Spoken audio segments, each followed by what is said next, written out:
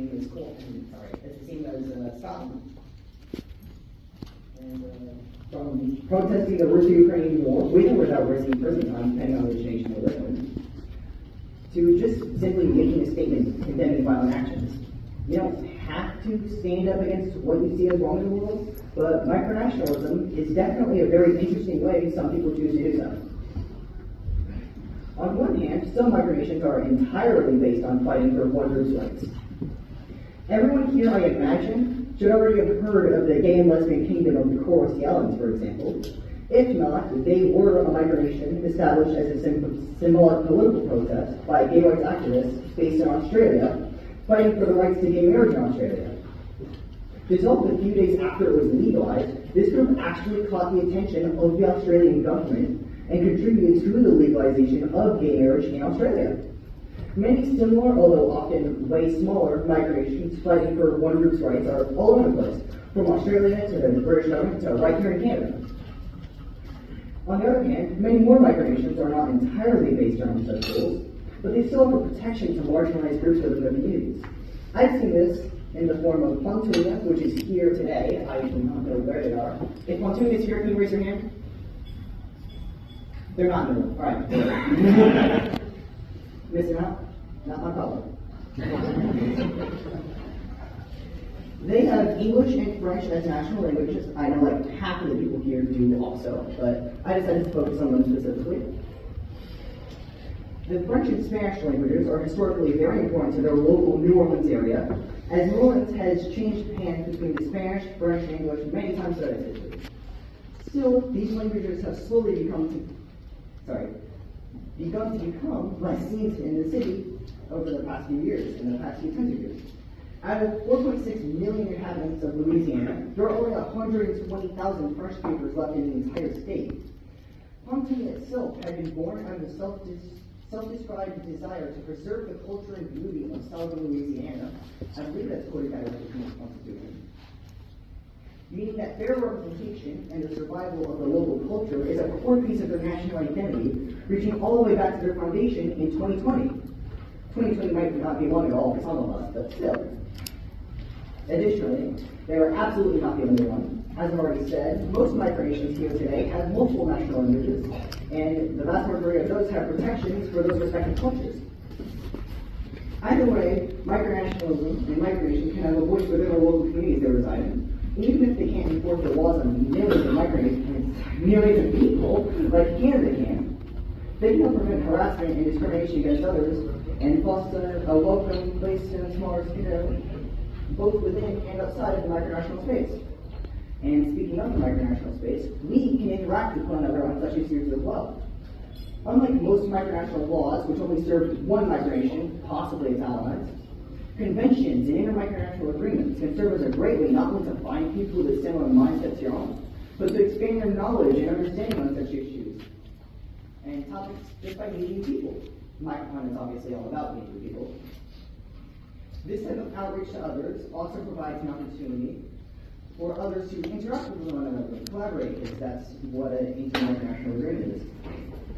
One of the best ways to learn about the world is to take it from those who've already lived it. And Elias Newton once said, the smarter you are, the freer you are.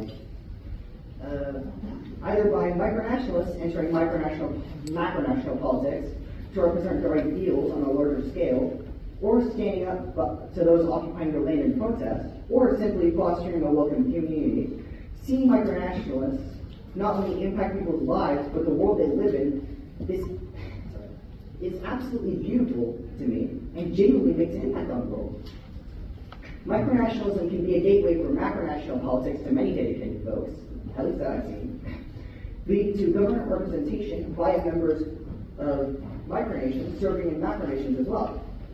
Or micronationalism being the starting point of interest for many young politicians who seek to make a more official difference in improving their communities. I find it fascinating how many folk I've seen take micronationalism to their advantage and to genuinely make a difference in their local or regional governments or communities. Overall, I am more than proud to see that within the micronational community, both the quality and quantity of micronations that serve either solely to or have laws in place that protect the idea of a more free and just world where citizens and communities far outlive and outnumber those who serve to feed on hatred and division. When it comes to freedom of citizens and others, I'd say many micronations do a better job than most United Nations recognized countries. Finally, to wrap this whole presentation up, I'd like to say one last thing. At the end of the day, the beating heart of all micronations, at least I believe, resides not within their land or their monuments, but within their communities, strung by the strength of the hearts, minds, and souls of people like you and me. The root of a micronation is within the hearts and minds of its members, so help me with that.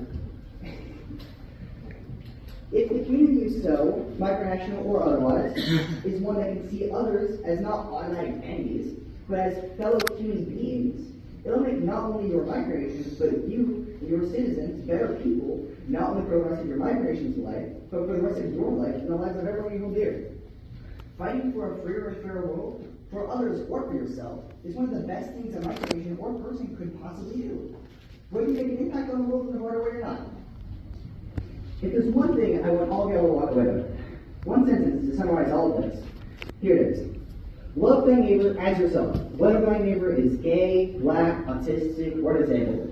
If God loves us, we ought to love one another. And if God isn't real, there's always something left to love. Thank you for your time.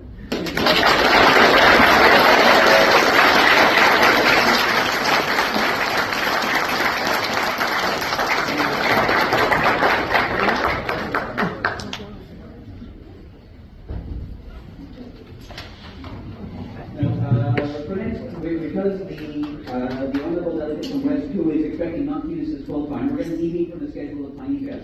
I'm going to introduce Mike for a second. After him, Mike, we're going to have insert two very short presentations, which I think both of them are favorite.